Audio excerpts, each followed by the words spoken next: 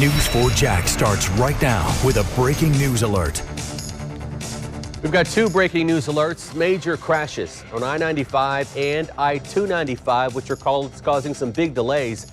If you're trying to get home from work, especially if you're leaving the downtown area, you're going to want to find an alternate route. Now, on your left, Sky 4 video of a crash on JTB near 95 involving an RV and another car. And on the right, a car went under another car on I-295 at Bay Meadows. So we start with that wreck on I-95, not JTB, I apologize, where fire rescue crews are still working to clear the area more than 3 hours after this crash first happened. Sky 4 captured the moment that firefighters pulled a person from the car, crushed underneath the RV. We now know that they were taken to the hospital with serious injuries. News4Jax reporter Jim Pickett is joining us live with the breaking details. And Jim, you spoke with fire rescue about the efforts to save this driver. And they said it was very lucky. They were surprised at the conditions of this man. We're live on the south side. Jim Pickett, Channel 4, the local station. Another crash has snarled traffic. This was on I-295 in Bay Meadows Road. The Florida Highway Patrol telling us there are injuries associated with this crash. This is video from Sky 4. You can see that one car went underneath another car. The northbound lanes of 295 were closed as FHP investigated the crash. We are working to learn more details, and we'll bring you those updates just as soon as they are made available to us. You can keep up to date on all these local breaking news alerts on our website, news4jax.com. Also, some breaking news out of High Springs in Alachua County, where a 2-year-old has been killed by a dog in an attack and a grandmother has been injured. The Alachua County Sheriff's Office says 2 dogs attacked family members at a house on Northwest 201st Avenue. The circumstances surrounding the attack aren't clear yet, but animal control there in Alachua County tells us one dog is a pit bull mix, the other is a Labrador mix. Reporter Eric Avenier is headed to Alachua County right now. He'll join us live starting at 5 o'clock. We're also learning new details about the incident between a rhino and a zookeeper at the Jacksonville Zoo that injured that zookeeper. We've obtained a copy of the Fish and Wildlife Investigation Report. And here's video of that rhino enclosure from Sky 4 just after the incident. The FWC report says that Archie the rhino flung the zookeeper in the air. She was rewarding Archie during their training. The FWC report says the rhino became startled while in that training shoot and hit zookeeper Pamela Roby in the arm and shoulder and pushed her up against the bars of the chute.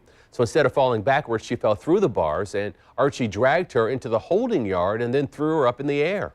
Elizabeth Campbell spoke with officials at the zoo. Hear what they're saying about this new information in this report starting at 5 o'clock. President Donald Trump toured tornado-ravaged areas of Lee County, Alabama, where an E4 tornado storm killed nearly 24 people. The president, along with the First Lady and their son, visited a memorial for the victims, crosses left for each of the victims. At least 38 tornadoes were confirmed to have touched down across the southeast in a deadly weekend outbreak.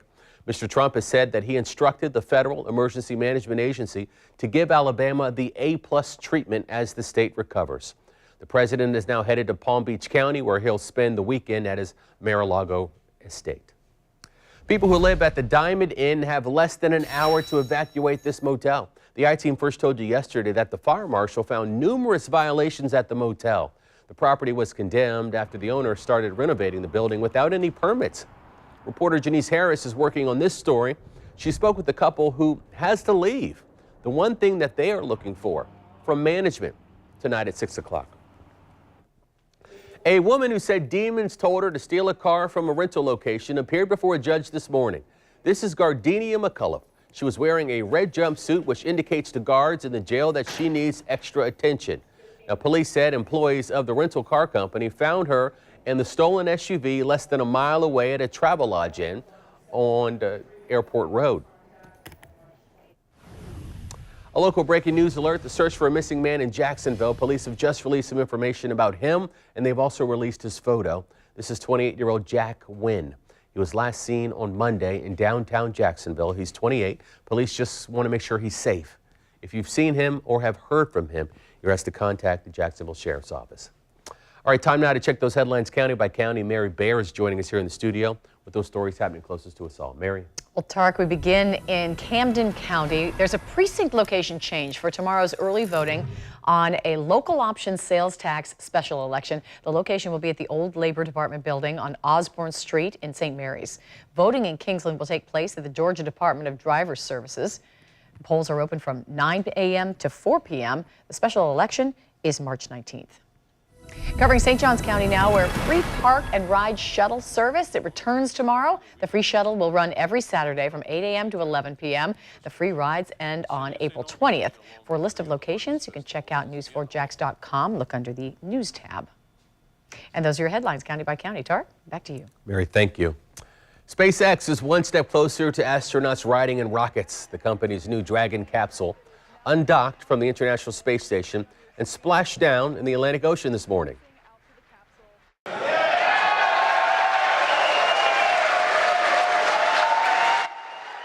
There, the crowd going wild once that capsule splashed down and was seen floating upright.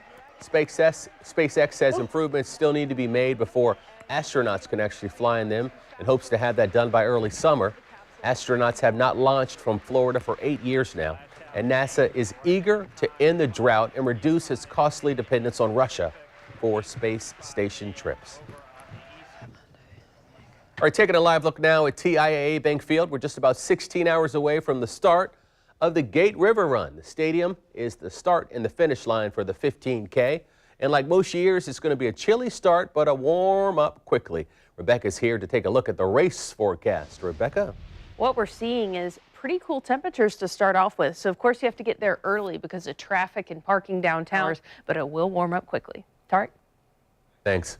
Tens of thousands of runners will take place in the race tomorrow. For those who are coming from out of town, the Runners Expo is going on at the fairgrounds until 7 o'clock. News4Jax reporter Zach Lajway is joining us live at the Expo, where runners are now picking up their packets. I imagine there's a lot of excitement there this afternoon. Zach? Tarek, you are absolutely correct. Reporting live in downtown Jacksonville, I'm Zach Lajway, Channel 4, the local station. Zach, thank you. All right, here's a look at the Gate River Run course. So there are numerous road closures associated with the race. Bay Street, the Main Street Bridge, San Marco Boulevard, and Atlantic Boulevard are some of the main closures. We have a list of all the road closures on news4jax.com. Just look under the River Run section under the Sports tab. News4Jax is broadcasting the Gate River Run tomorrow with Cole Pepper and Allison Henning. Sky 4 will be in the air. Our coverage begins at 6 o'clock in the morning, so turn to Channel 4 when you wake up. It's going to be an exciting morning. All right, a live look now at the famed 17th green at the TPC Sawgrass Camp. It looks beautiful out there. Festivities with the Players' Championships, they are actually getting underway. Tomorrow, the fan shop's going to open up at 10 a.m. The 25,000 square foot shop is redesigned, and it has a lot of merchandise from shirts, hats, and beach towels. There's also a military job fair going on tomorrow from 10 a.m. to 1 p.m. That's happening at the Patriots Outpost Hospitality Tent. That is near the 16th Tee. Parking is free. Just head to Lot 6. All right, ahead in the rundown, the Jumbo Shrimp are searching for a public address announcer. What you need to do to apply for this gig. And a police department releases body cam video of an officer pulling a gun on a man picking up trash in his own yard. What the police chief is now saying about the incident. And next, a mistake that nearly cost a lottery winner $273 million. Why he has a Good Samaritan to thank for it.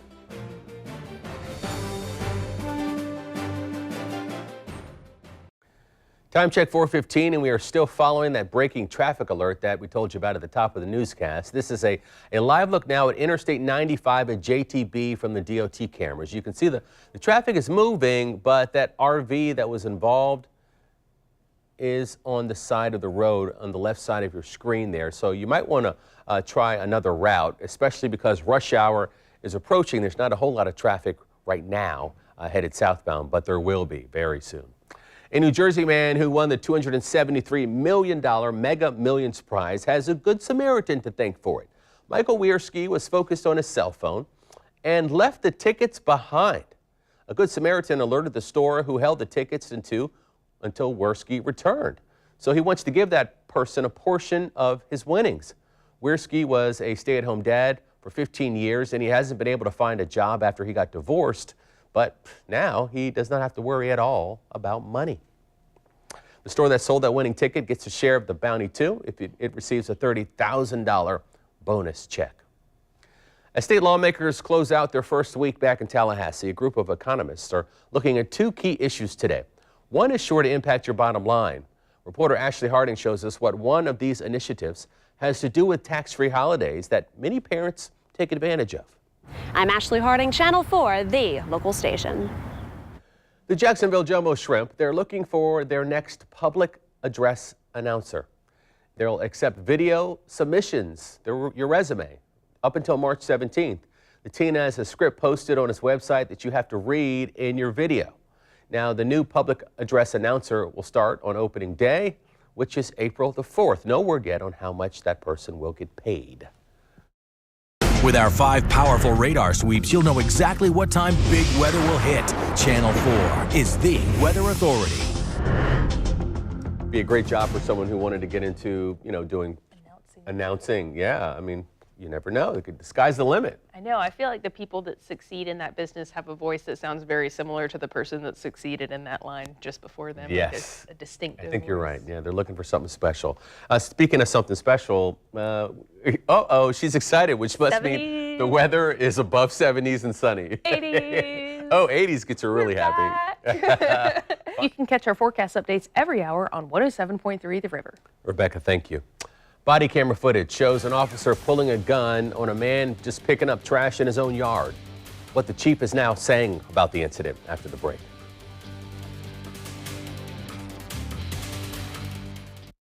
Time check 4:25, and things are changing now. You see a lot more traffic there. This is a live look from our DOT cameras at Interstate 95 and JTB. Traffic moving at a crawl after a crash involving an RV. It appears as if both the north and southbound lanes during this rush hour are moving extremely slow. So if there is another way that you can get around it, perhaps Phillips Highway or another alternate route, we suggest that you do so. All right, caught on camera, the Boulder Police Department has launched an internal investigation after a run-in between a group of officers and an African-American man was captured on video and circulated online. He's picking up trash and you have your hand on your gun? Go home. Go home.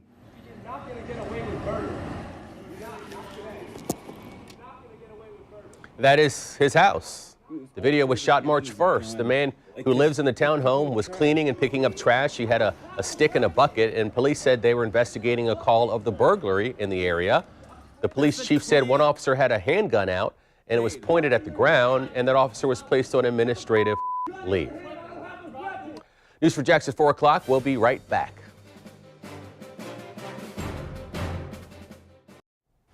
Time now to check in with Mary in Studio A to see what's coming up all new at 5. Mary? Well, Tark, the convincing scam that every JEA customer needs to know about, the gut feeling that saved one local woman from becoming a victim. That consumer alert is tonight at 5. Plus, big changes coming to local homes. Still ahead at 5:30, the one part of town you can expect cheaper power bills the rest of the year. Dark?